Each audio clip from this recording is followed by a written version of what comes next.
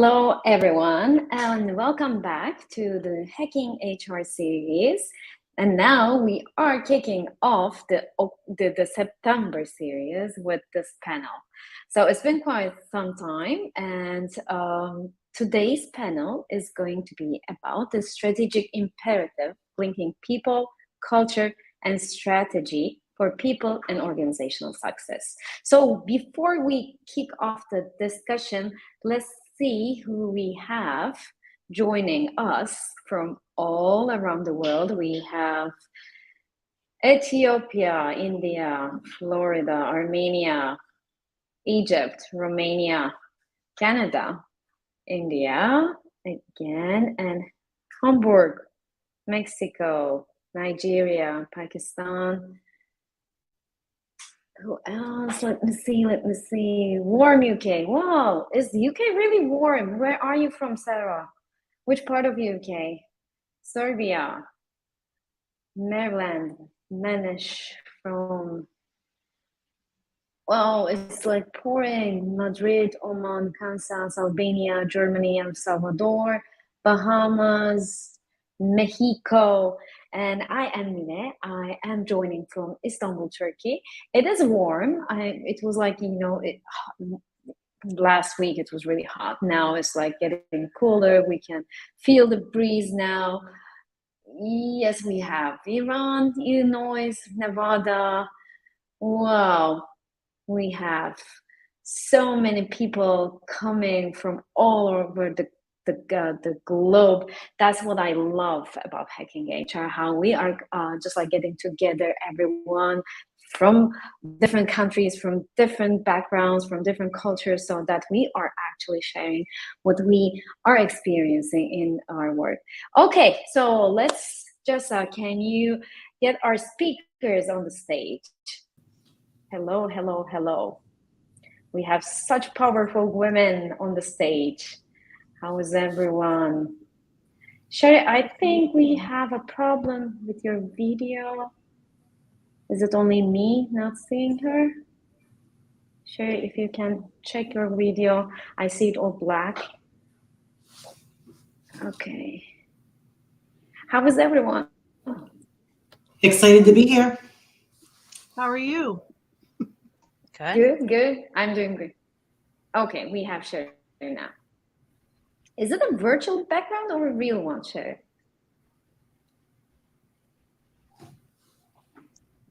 It's a virtual one. Okay, because it looks really neat. You are sharing the same one with Jackie. I just realized that. I love how neat they look. Usually when I am like here, this is my summer work office, people think that I am at some kind of a summer place, but I'm telling them that I'm designing it to look like a summer place. I'm just like, in the middle of buildings, like, really hectic Istanbul. Okay, so before we go into more details about the people and strategy and HR, let's just like hear from you about yourself. And so I will be calling from in the order as I see it on my screen. So Jackie, you go first. Amazing. Thank you so much. I'm Jackie Hazan. I'm CEO of Hazan Consulting. I support individuals and businesses through the growth and transformation curve, and I'm also an executive coach. Got nearly 20 years of HR experience and global leadership roles under my belt, and I love now being able to help multiple companies, multiple people solve hard problems. It's a ton of fun. Amazing. So you are just like, touching so many people across so many companies. And I have someone, my cat, who wants to be another panelist. She wants to join the panel. I think she thinks that this is going to be a good conversation. So next, Bernadette, I see you on my screen. Hi, good morning, everyone. Thanks for having me. And so exciting to hear about everyone all over the globe tuning in this morning. I have been a C-level HR executive for oh my goodness, probably 25 years now, both in for-profit, nonprofit organizations, high-tech organizations. I most recently was Chief People Officer of Glide San Francisco, which is an iconic San Francisco organization. And I am now Chief Inspiration Officer and founder for Inspired People Practices. So looking forward to this morning's discussion with all of my colleagues here. Nice to see everyone. Well, I love your title, Chief Inspiration Officer. I love it. So we'll be inspired by your thoughts in this panel. Thank you for being here. Pamela. Hi, everybody. Great to be here. I am based in Tampa, Florida, and am currently VP Talent Strategy for Nielsen, which is the obviously the ratings company. Like all the amazing women on the panel, I've got a couple of decades of senior HR leadership experience under my belt, another 10 years plus business operations leadership ahead of that. I call that my HR with training wheels period. Really excited to dig into the conversation today, but I've spent most of my time really in the tech space, from scaling startups to working in the tech space for multinational companies like Citibank. So have had an amazing time in HR and love to continue to reimagine what that looks like and how we add value moving forward. Amazing. So today I think we will be talking about something that's really dear to our hearts. So as far as I have heard from you, you have been in this space for so long that you had the experience with working with different companies, with different people. So I would really like to get your perspective on that. By the way, I think we had a connection problem with Sherry. So if she's back, we'll have her back in the conversation. So let's start talking about how we see the relationship. So between the culture, the organizational strategy, and the people. Why do we need a strategy for that? So what is that relationship between the culture, people, and the strategy of a company? Pamela, let's start with you. I think for me, when you don't have a really clear roadmap, you don't have a vision that is compelling, you don't have a story that every single employee can hang their hat on, excuse me, and tie what the work they're doing is related to, it becomes a very reactive and sometimes even toxic kind of culture. So for me, the benefit of linking all those three things is so that everyone knows exactly the kind of value they're adding, how they're a part of the bigger story and the strategy. Your people feel more engaged and everyone knows what's expected and what is needed to get there. So for me, it's about road mapping and creating that visibility of what the path forward looks like. Amazing. Jackie, you want to add something? Yeah, I mean, I think road mapping is critical, right? And at the end of the day, if you're able to clearly align and link your people strategy with your business strategy, that's where the real magic happens, right? That's where you see better business results. That's where you see profitable scale, sustained outperformance in markets and with competitors. And it all goes back to being really clear about what success looks like at the organization, what the right business outcomes need to be, and what the right people outcomes need to be. Mm-hmm. And so, Bernadette, I would like to ask you like an additional thing Sure. along that. So, like, how would you see the benefit of aligning the culture, people with the strategy? Yeah. Well, first of all, I think that alignment is absolutely necessary for success, whether it be success in terms of market share or revenue in a for-profit organization or success in terms of impact in a nonprofit organization. I think that it is actually necessary to have a lot of what Pamela and Jackie have mentioned. It's important that employees understand and can see themselves in their work in the journey to the North Star, which is, the successful, when the organization has successfully achieved their strategy and their goals. Amazing. Sherry, by the way, we lost you for a minute. So since you're back, we just kicked off the discussion with why we need to align the people, the culture with the strategy of the company. So I'd like to also get you involved in the conversation. What is your take on that? Hi, and thanks for bearing with me as I experienced what is part of the new normal in terms of some of the technology surprises and joys of working in a remote environment.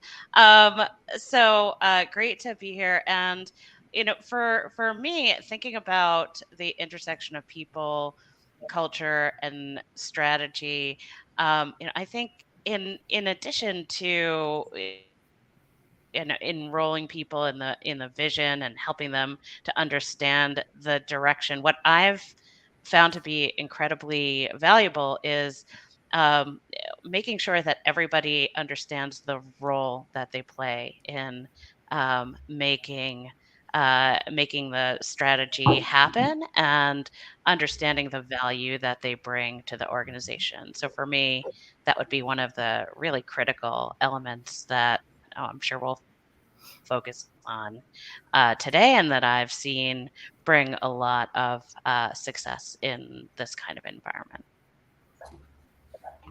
So, I mean, you all expressed that it needs to be aligned with a strategy, with the people, so that people also know that which part of that culture that they are, like, like even when they are having their behaviors, even when they are in the operation, that they are in line with the culture. How do you see that? Because like this is like rapidly changing business environment. So the change is never changing. So the type of change is changing. We have the pandemic, we have agile. I mean, we have all those new terminology and the operation systems that's just coming into play. And it's like an ever-changing, rapidly changing business environment. So how, in this changing environment, how can an organization make sure that they still have their people be aligned with the strategy, and that they are also, their culture is in line with the strategy changes? Jackie, let's go with you. Yeah, I think people look at three things from a culture perspective as organizations transform, scale, sometimes operationalize efficiencies, right? They look at who you're hiring, who you're promoting, and who you're firing, right? And those are really tangible, critical markers of what the organization really values from a culture perspective. Do they value the high performer who's an arrogant jerk and not actually a great manager, but who hits the business outcomes that are needed every time? Or do they value the folks that are working in a manner that's aligned with the culture that the organization says that it sets out to want to embody and for people to experience? And are they rewarding people who are both achieving outcomes and carrying the culture? Mm-hmm. This is really important. And since you are just like working with different companies, I will come back to this, asking your experience with different kinds of organizations and with different kinds of leaders as well, because I also believe that leadership is an important component of this. But before that, Bernadette, what is your take on this? Yes, I think that, first of all, you mentioned change, and change is constant, and we all know that. But we absolutely, in terms of this alignment, need to provide and certain tools that are helpful not only for staff but also for leadership. And the one of those is leadership development and alignment, and that is really doing what you say that you're going to do, so that what you say and what you do in terms of leadership is aligned. I think another tool that's important is cascading goals, right? Which then map out, every person can see themselves in the organizational goal. Constant monitoring and updating is really the response to constant change. And so constant monitoring, not only of the success and the goals and the strategy, but also, of the culture. Because what is really critical, what I have found to be really critical, regardless of the organization that I was leading in, is communication and the full engagement of employees. You cannot do that without communicating up, down, sideways, and all around. So listening and communicating, extremely important. And that is a success. What I found creates the opportunities for success in an ever-changing, rapidly changing environment. Mm-hmm. And Pamela, you are working with a huge diversity of people. And so how do you manage that in this changing world? Because like everything is changing, but it has a different impact on different cultures, on different locations. Some locations are more impacted than the other ones. How do you manage that in a global organization? I think I'm going to borrow a little bit from both what Jackie and Bernadette have spoken to, because there's so much that resonates there. Excuse me. I think for me, step one is to, when you're looking at any sort of diverse population, thinking about getting alignment and agreement on three key things, and that is, who are we? What are we trying to solve for or accomplish or deliver, and then the how. And so once you have alignment on those three things, then instead of a more top-down approach, because that's the vision, that's the creation point, then I want to see my leaders really start to have these two-way conversations that not just about telling you what and how and why, but having two-way conversations that show we are invested in getting employees to tell us where they want to get to, how they want to get there, how they see their role growing and evolving. So it becomes a two-way dialogue, and in an environment where everybody uses these big buzzwords, agile. I've been an agile practitioner for about 15 years now as a Scrum Master, and I've taken that technology background and been able to use agile methodologies when we're thinking about how to transform the HR function and how to align it against business strategy in any size company, in any level of maturity. And it really is coming down to some very basic principles, and they are ensuring that to Bernadette's point, that communication is coming from not only top down, but it's coming from bottom up. That enforces that we're going to have engagement. People feel heard, valued, and respected. It ensures that we are meeting our employees where they are and figuring out what everybody needs, because it cannot be a one-size-fits-all approach in order to keep our employees engaged and happy and productive. But when you take a step back, you start thinking about, what is it we really need as a company, as a leadership team, and what are we trying to solve for? When you've got those key baseline pieces sorted, it allows your employees to have a voice in what that looks like and what the how looks like in terms of being developed. And so it's easier to maintain and pick up velocity when folks feel like they have a voice, regardless of generation, regardless of cultural background. It's all about feeling valued and heard. I love it. I mean, we all need to start with the why. I mean, why is our organization existing? So starting with that why, I really love it. Then how comes next? And so everyone's aligned around that. And you don't need to tell people, or once it's internalized, I mean, that's really being shared among the whole employee pool. So Shay, coming to you, you are part of a global organization as well. And your organization is also keeping the pulse of the global scene. And so in your experience with the other organizations, based on research, the surveys that you are doing, and within your organization, what is that approach that you see, especially with the big teams, and like how do they keep that aligned around the globe? Yeah, I think, and as a consultant and somebody who gets to work with a lot of organizations of different sizes, some of which have global reach and some of which are very small, but some of the the techniques that work really well is understanding the experience and and the cultural imperative from the perspective of many different employee segments, and looking at the workforce not only as a monolith, but as people who come from different regions, from different backgrounds, from different functions, and who are able to bring many different perspectives and contributions to an organization's culture. So that includes not only employee listening and developing a very keen understanding of commonalities as well as differences, but also making sure that when there are uh, significant initiatives around strategy, around culture, that participation is broad and inclusive of the many different groups, be they regional, functional, different demographic elements, and so forth, that the participation is really broad and inclusive, and that it brings diverse voices into the conversation. Mm-hmm. So let's talk a bit more about those initiatives or the tools that we are using, or either the organizations that you're working in, or like with the organizations that you're consulting. And so, Bernadette, what are some tools that the organizations, or like these initiatives that Sherry was mentioning, that the organizations can use to make sure that, one, everyone's aligned, so that they are also making sure, and where they can see the gaps so that they can just like act upon those gaps if there are any? Mhm.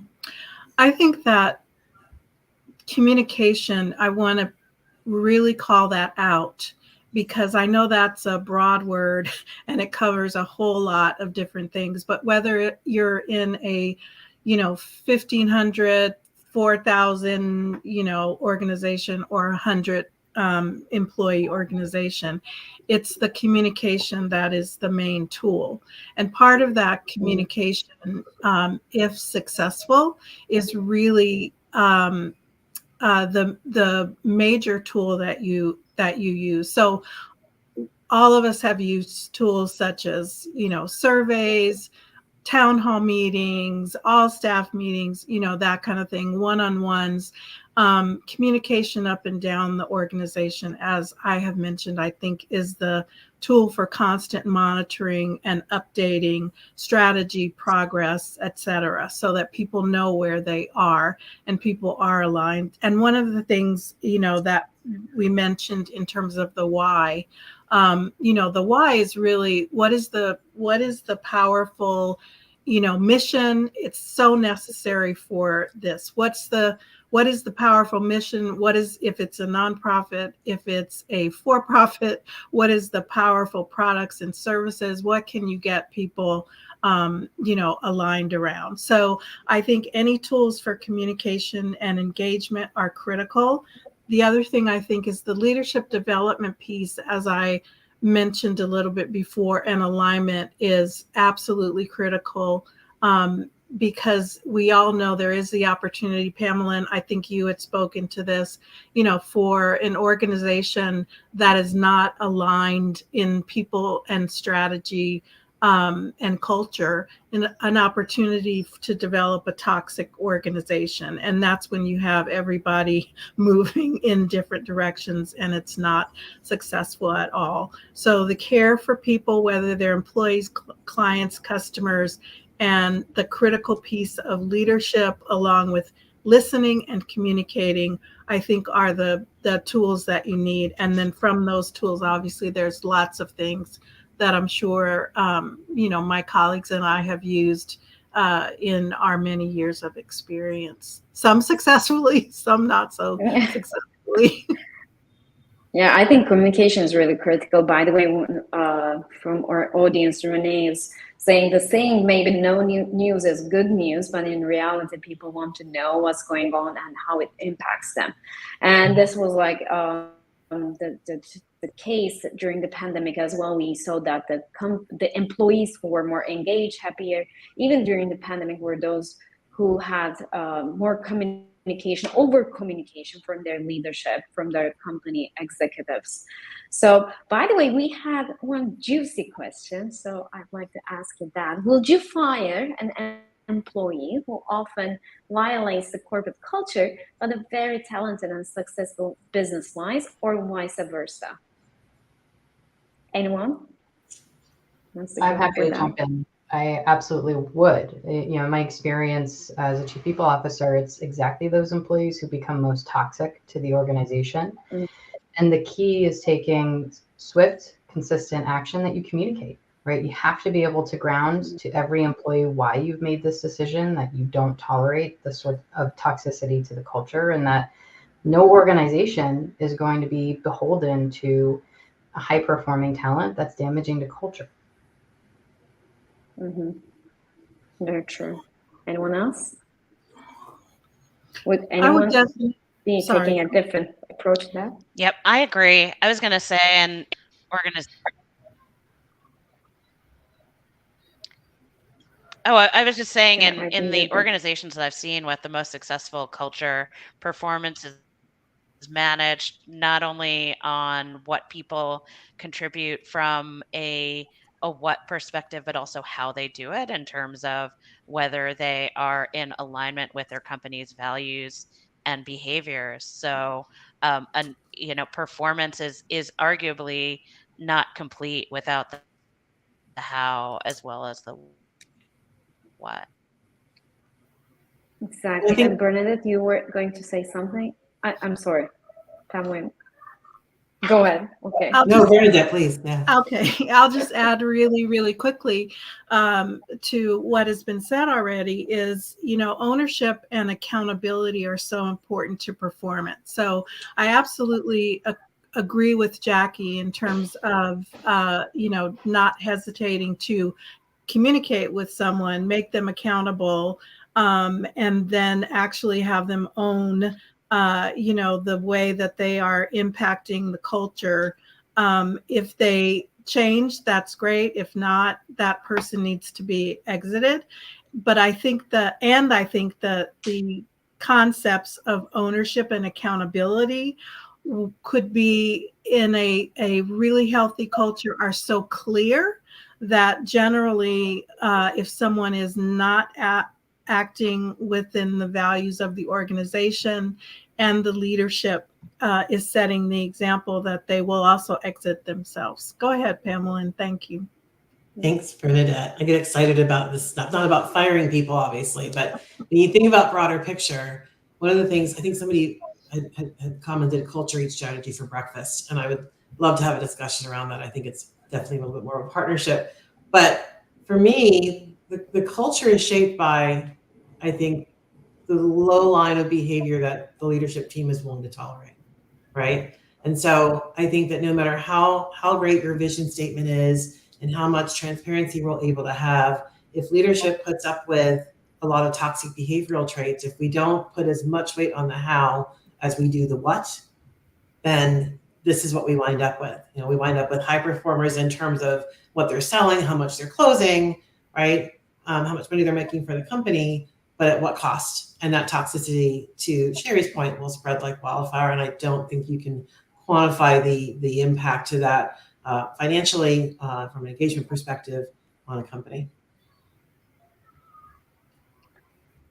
Can I just add something really sure. quickly, Please, if you don't mind? I don't know how many of you out there have read Love as a Business Strategy, but what Pamela said made me think of that. It's actually a very good read and important. But the authors, there are multiple authors in the book, talk about culture eats strategy for breakfast, but then behaviors eat culture for lunch. So I love that concept. And really, we have all talked about behaviors, which are so very important. Now I'm checking the book Love as a Business Strategy, Resilience, Belonging, and Success, right? Yeah. Okay. I love it. So since we are also talking about the importance of leadership in this alignment, how can we make sure, because it's not easy. Yeah, we are talking about aligning our people, strategy, culture, and just a second, I think I'm having a connection problem. Can everyone hear me all right? You can hear you fine. Your Okay. video is lagging a So bit. since we are now talking about the leadership, how do we make sure that we are aligning the leadership team around the culture? Because it's not always as easy. There might be different characters, that might be different ways of leading in the leadership team. So how do we make sure that we are aligning all the leaders at the executive level around the culture? Pamela, you want to go? Yeah, I think for me, and this goes back to sort of the whole point of this call is it's, getting HR out of that space where we're seen as the doers, right? We're not here to hire, fire, train, onboard, performance manage, really putting the accountability back with senior leaders and middle managers and giving them the tools and empowering them to make decisions that are in alignment with the company's values and their strategy. I think there has to be a constant sense of urgency, a requirement of transparency, certainly, and being able to have and having earned hopefully that respect, that you're not just seen as the people function, right? Remember, it was personnel on the door a million years ago. Really transforming beyond that into developing what skill stacks are needed, and how are we measuring what great looks like at every level in every job family, and then how to empower managers at every level to act in consistent ways to build, grow, and develop and retain talent. And that starts with senior leadership having a very clear view of what that should look like, having a very clear view of the impact of their roles, and being held accountable to each other. And if it's public, to shareholders; if it's private, to the senior leadership team in and of themselves and the CEO, to figure out what that needs to look like. But for me, it's around, I think Jackie and Bernadette, all of us have spoken to it, is the accountability piece, leading by example, and ensuring that we have the right leaders in the right roles, and taking action if we don't. Yeah, and I'll jump in to add, I think to extend that shared understanding of what the culture is, right, is so critical as a foundational building block to being able to be accountable to it. And I think the leadership teams that are most successful in evolving a healthy culture that actually drives the business results that they want are ones that spend time coming to a shared understanding of what are our values, what is our mission, why do we exist, and how do we want to behave as an organization, as leaders, as people in this company. I think that's what really unlocks a high degree of accountability. And a secret superpower that I see in a lot of really high performing executive teams are ones that show up not as functional leaders, but as executive leaders of the company who are responsible, as Pamela was pointing to, right, for the business strategy execution, for the culture execution of the company, who bring their functional expertise to management conversations, but are managers of the organization first, not functional leaders. And those teams, the ones that are able to develop a healthy conflict resolution style, who put conflict out on the table, who put disputes out on the table, they're the ones that are able to have hard conversations around where are potential incongruencies popping up around how we're behaving versus how we say we're going to behave. What has the impact of that been on the business? And what do we need to address and surface and share with the organization in order to be on the track that we want to be on as managers and leaders? Yeah, so Emily is also saying that I read that 83% of managers are not a good fit for that position. Definitely needs to be more attention paid to screening and holding managers accountable for creating a toxic culture. Definitely. So like it comes back to accountability, and I totally agree with that. Sherry, you want to add something to the leadership piece of it? Yep, absolutely. And I think, Pamela, you said it well. A lot of it comes down to who you bring in the door as leaders. Who you hire, thinking about whether they're a good culture fit, and also making sure that they have the courage to challenge the culture. I think in culture, sometimes, this saying that there could be too much of a good thing can apply. So, I think leaders having both the ability to embody the culture, but also challenge it when it is, creating any kind of conflict or challenge for the organization. But also, to Emily's really good point, making sure that what the definition of a leader looks like is very clear, and that the right people get brought into those positions. Going back to the question of, would we fire somebody who's a strong performer but a lousy embodiment of culture? I think people who are maybe a little bit further to the end of that spectrum, where they're maybe not the worst kind of culture violator, but probably enough, those people are perhaps not suited to be in executive leadership roles, and being really vigilant about who is elevated in the organization in that regard will send a very strong message, and also make sure that the leadership team remains cohesive and committed if embodying the culture and demonstrating the behaviors is a critical element of promotion to executive leadership and succession. Yeah, can I add to something that Sherry Sure. said? I think it's really important. Please. I think it's some of the comments as well. And I absolutely agree, Sherry. It is about, right people, right role. I think I'm seeing comments too about, it's not just about having the same skill set and then expanding role. What happens is somebody comes in, they're amazing at their job, and we promote them. Not thinking about the fact that oftentimes it is a completely different skill set, completely different level of expectations being set. And I think most companies just sort of default to saying, congratulations, here's your manager 101 kit, go forth and manage, without thinking about how do we really support and grow and develop those leaders. And that even happens into senior leadership roles and executive roles where, and I don't know if others are seeing it, and I'll say something that's a little controversial. There's this idea that I'm seeing in practice and on LinkedIn where anyone can do a people role, anyone can do a chief ops role. It's just having the same skills that are transferable. While some of it is absolutely true, there are a lot of great transferable skills that we bring as people leaders. And at OpsSprings, I think that there are nuances the further up you go the chain to make sure that we must absolutely make sure that we have the right people in the right roles. We must develop the right skill sets and ensure that we have career pathing, training opportunities, and clear expectations of what that great looks like at every level, because it does change so much. And that we're setting up new managers or existing managers in new roles to succeed by being clear on cultural expectations, what feedback looks like for that company. Companies, some are very much around the goal setting where it's, you've got these goals and you're working towards them every year. Other companies tend to work in where it's 360s or it's on demand, where the feedback is continual and it's two-way. So really understanding where you are, how your views fit into that organization as a leader, and helping our leaders figure out what that looks like for them in a way that will help ensure that the teams are growing and thriving.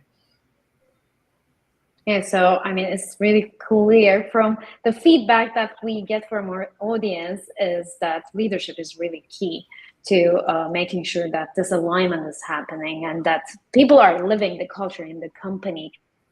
Now, the next question is where I am passionate about: remote work, hybrid work, because that's where I belong to. And I would like to ask you, what do you think? What are some strategies? What is the easy way to make sure that the culture is still aligned in a hybrid or a remote work structure, when the company is either transitioning to that structure, or if they are just from the beginning that they are starting to build a new company, a startup in a hybrid or a remote work mode, and they want to make sure that the people are aligned around the culture. Jackie? Yeah, so I think there's value both to remote and in-person time, and I think approach is really going to depend on where the organization is, what they're trying to achieve. For me, what I usually start with is an audit of what's working for the organization, right? Are managers meeting consistently with their employees? Would being in person versus remote have an impact on that in terms of consistency and quality of the feedback? Is there a cultural issue, right, that might be fundamentally improved by having more or less in-person time? Sometimes engineers get cranky when you try to pull them into a loud, noisy office to do coding work, versus finding those meaningful opportunities to connect, to build trust, to innovate, which is for me really where the value of that in-person time is. So I always recommend starting with just an audit of what are the existing practices today, what gaps does that turn up in terms of low-hanging fruit opportunity. And I always go back to, what is your meeting cadence? right? And our managers even sticking to that before we start talking about, is it remote, is it in person, and what's the value of one over the other. And I expand that meeting cadence really into a company-wide cadence, right? What is the company's cadence of gathering, of sharing information, of innovating, of being productive? And what does it need in order to be better than what it is today? Yeah, exactly. And one of from Emily from audience is saying weekly one-on-ones. It is so often remote workers feel alienated. So Bernadette, what is your opinion about that? How can we make sure that the remote workers are not feeling alienated? Mhm. Well, this is the question of the day. This continues to be the question of the day, doesn't it?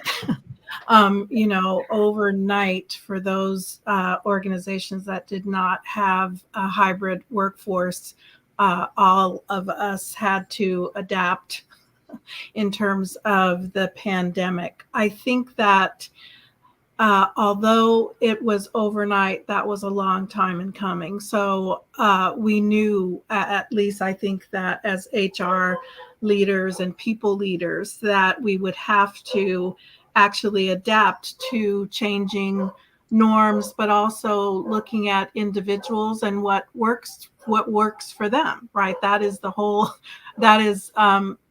we do in terms of people strategy. So it's an extremely difficult question because, as Jackie, so clearly said, for example, you have certain roles and certain folks who do their best work one way. You have others who have to be in the office or who like a particular environment. So it really is. Love the idea of an audit, and then also really understanding what works and having the opportunity to identify by the roles, what could possibly engage employees more, whether they're remote or whether they're in the office or whether they're hybrid. I have found that in several organizations, a hybrid model works.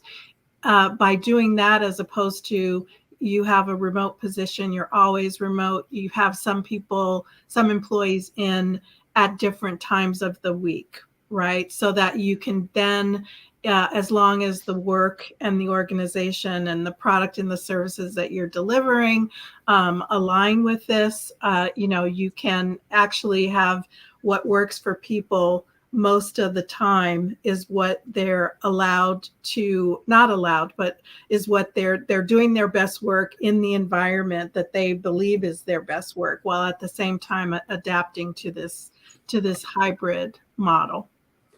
Exactly. And Sherry, I also like to ask this question to you because I know that Mercer is also working on this topic, and they have been just doing so many researches, having so many white papers about that. So what is your approach and what's your observation from the other organizations, either hybrid or remote?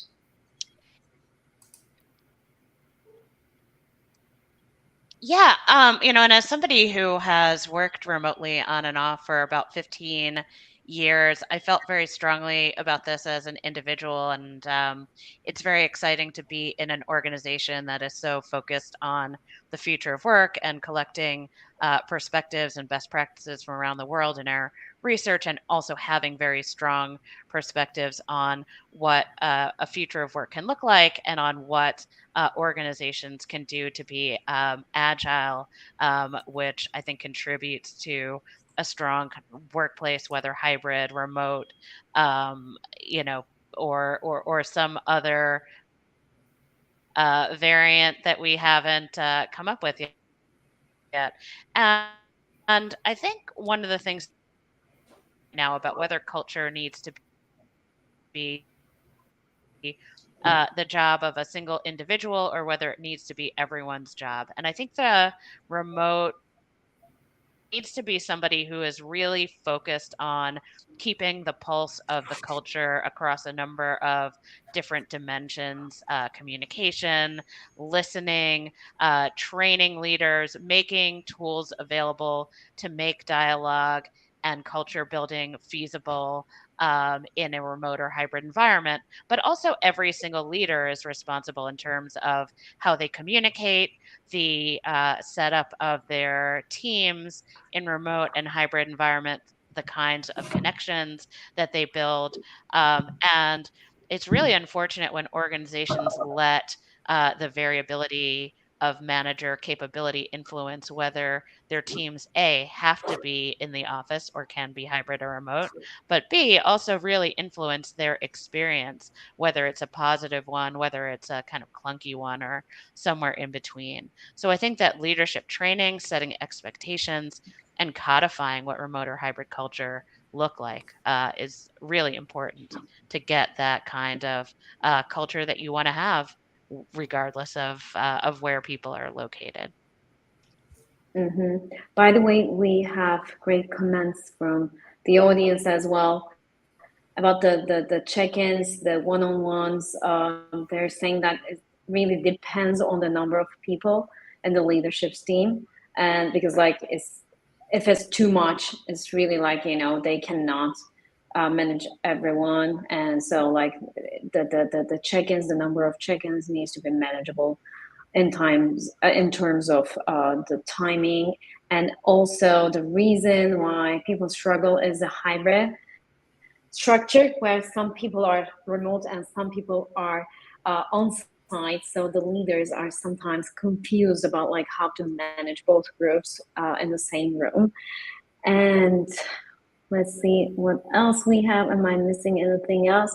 As we are coming towards the end of our discussion, I really like to ask you, so if I were an executive, let's say a founder or like a head of culture people at a company where we have not worked on our culture at all, so what would be the roadmap that you would recommend them to take if they want to just like start something from scratch, or just like even if they're an established company but they have not been focusing much on the culture people side, what would be that the steps, easy baby steps to start that in the organization? Bernadette? Yes, I think that as an organization, you may not have paid attention to culture or defined it, but culture is there.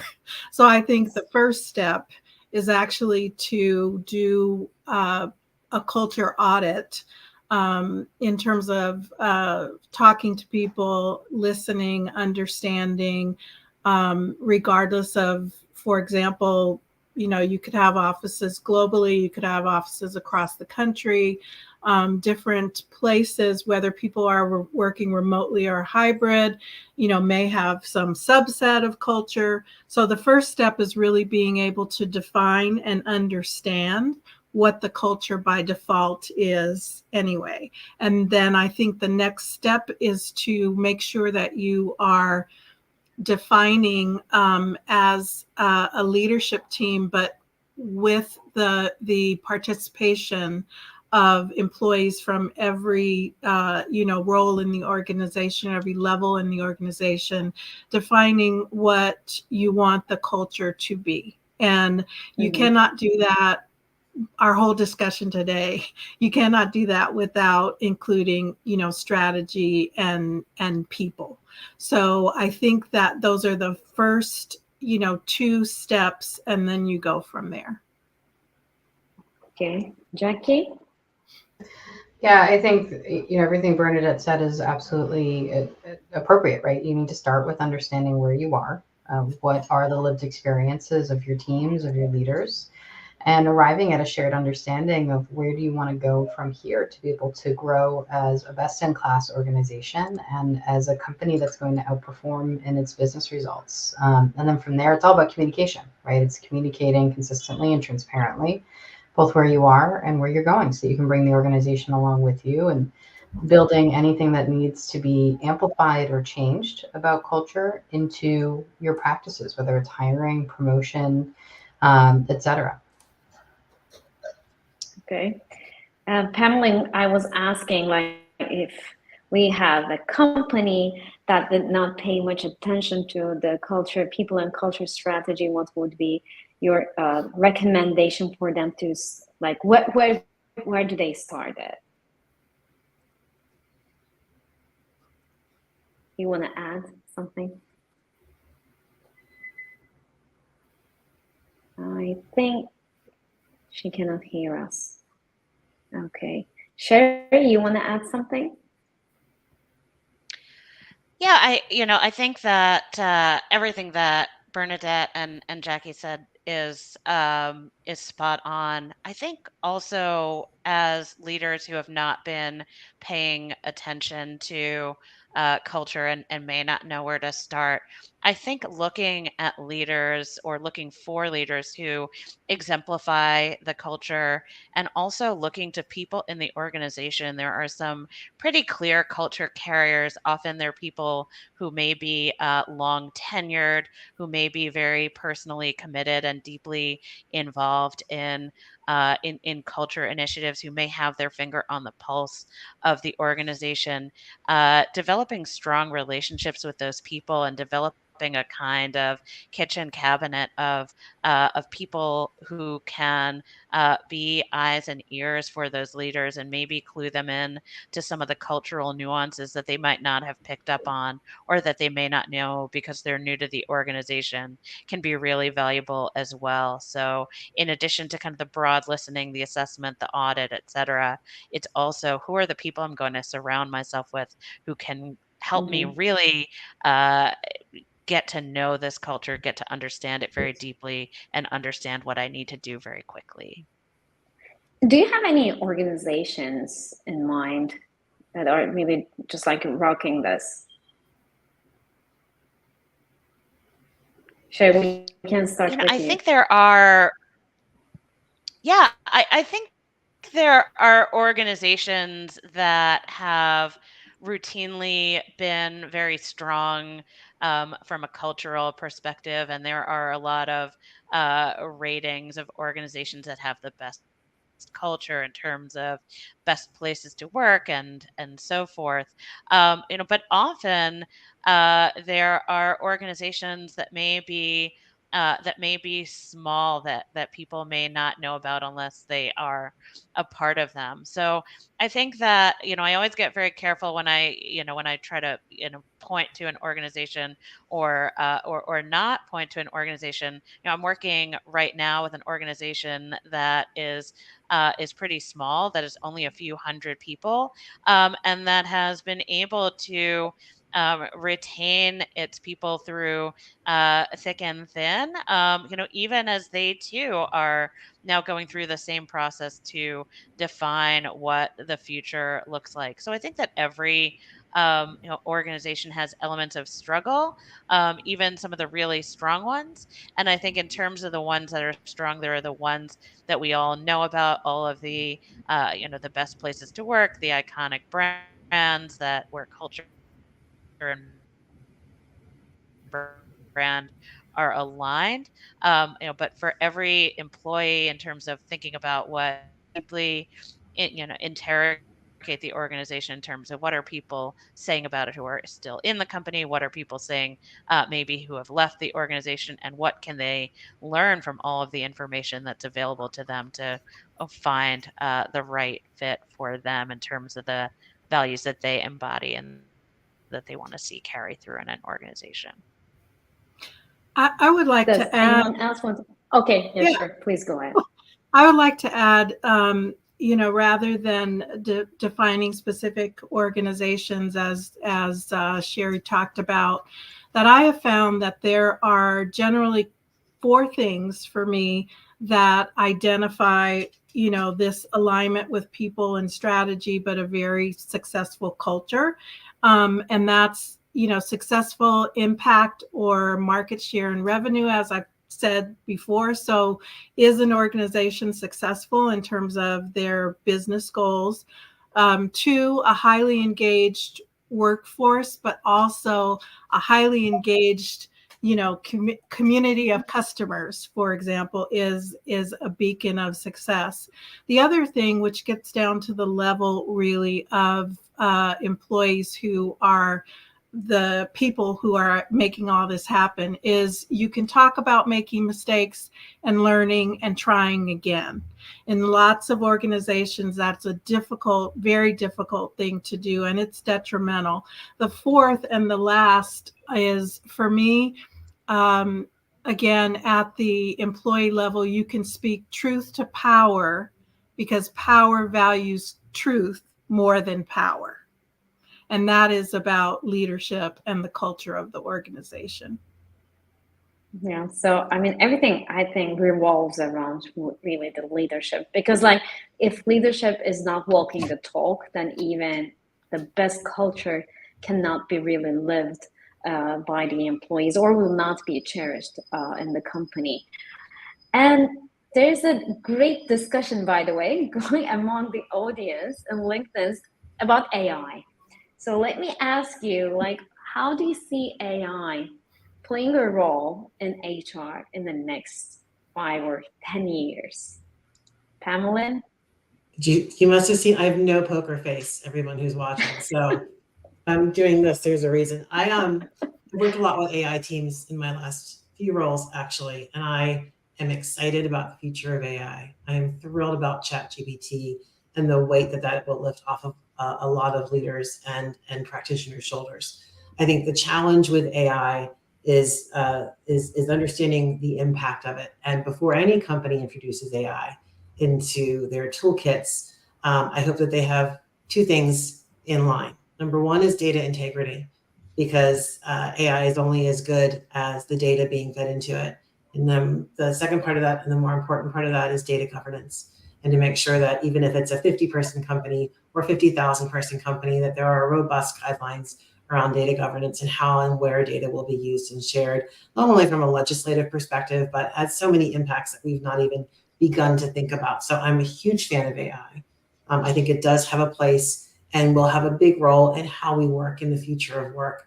I think that it will do a ton of good around answering simple questions with chatbots, right? That's ChatGPT right there. So we can use it today very easily, but you have to have the framework in place. And generally the impulse is to, I've got to be first to do it. So they run out and do it without making sure they've got that framework in place. So I think lots of great things to come, but we need to balance it and temper it with some caution.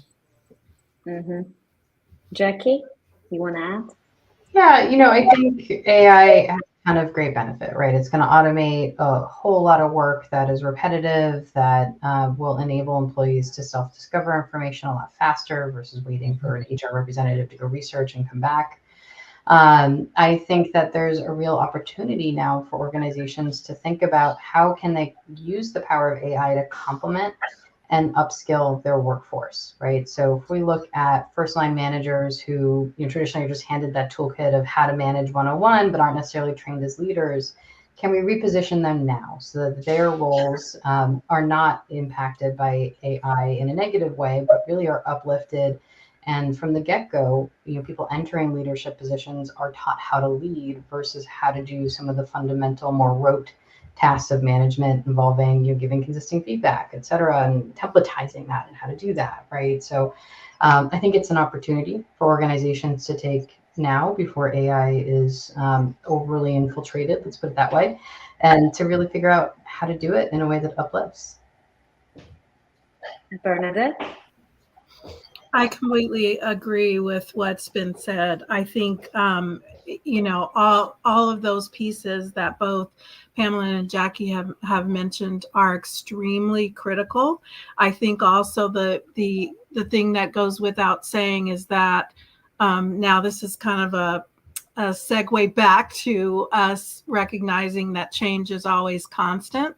So it's very important to set up the right kind of processes, structures, and communications really around this type of a change, which will be huge. And I think the biggest part of that is evaluating what skills, as Jackie said, how can we upscale, and upskill, employees around potentially having roles that are impacted by AI. I think with my background being in technology organizations, I love, transformative changes. I think this is one, and I love that Pamela started, with the fact that we have to be careful. Exactly. So I think it's all about like how to use it responsibly. It's just like, I'm just making that analogy with it, like drink responsibly, use AI responsibly. It's not a bad thing if we're using it in a responsible way. So as we are closing, Sherry, I want to start with you. If you want to add something to the AI part, please feel free to do so, and a closing remark. Just a quick round with the closing remarks. Sherry, you go first. Yeah, from an AI perspective, I think I'll nod to the people who who said it really well. Data integrity, being very thoughtful in terms of how it's implemented. I think that the times we're in are demanding a new kind of leadership. I think having culture and values that lasted, values last, but having a culture that was constant for years and even decades is a thing of the past. A culture needs to be alive and vibrant, and it needs to evolve. And I think that organizations that are successful will figure out how to do that while still being true to the values that have propelled them forward. Amazing. Pamela? I think when I signed up for this talk, I think my takeaways, especially having heard all the great input today from my colleagues here, is we really need to make sure that we have alignment and accountability from senior leaders. Culture is not owned by one person or one team. It is owned by every single employee in the company, and it is up to our executive teams to understand what's needed and how to reinforce, how to refine, how to foster everything that comes out of a great culture, because it's one of the foundational pieces. Exactly. Jackie? Get over to my unmute button here. I think as I reflect on all the great insights that are offered today, it is really being thoughtful about assessing where you are, what your opportunities and gaps are, and being really clear with your organization about where you're going in the future and enrolling everybody as advocates along with that. Exactly. Bernadette? I don't know that I can improve upon any of that. I think that's a great place to wrap it up. I am excited that Hacking HR is doing this, and that we have a venue that is very different than when I first started in human resources or, in organizational strategy, that we have venues like this where we can talk and learn from each other. I guess I would sum everything up, as a people leader by, saying that if we can create cultures and organizations that are successful, where all of our employees feel like they belong, they feel satisfied, and they feel inspired, then we are really doing the work that we need to do. Thank you. Yeah. I really love the way you ended with inspiration. We started with the inspiration part, and you're just like, wrapping up everything around inspiration. Thank you, ladies. It was like I cannot believe that it's been like an hour already. It's time really passed so quickly, and the conversation was really fruitful. I hope it was the same for our audience as well. And so the September Hacking HR September series just got kicked off with this conversation, with this panel. Stay tuned for the next one. So we will be having more throughout the month, and enjoy the rest of your day, everyone. Bye. Thank you. Thank you. Bye.